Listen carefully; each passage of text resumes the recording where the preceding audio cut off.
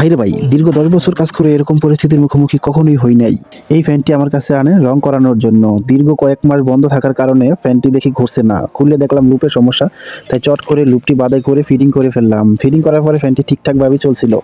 তারপরে আমি ফ্যানটিকে ভালোভাবে পরিষ্কার করে রং করার কাজ কমপ্লিট করলাম। একদিন পর ফ্যানটিকে পুনরায় চালানোর উপযুক্ত করে রেডি করলাম। যখনই ফ্যানটি ডেলিভারি দেব তখন ফ্যানটি চালানোর সময় হঠাৎ বিকট একটি শব্দ হয়।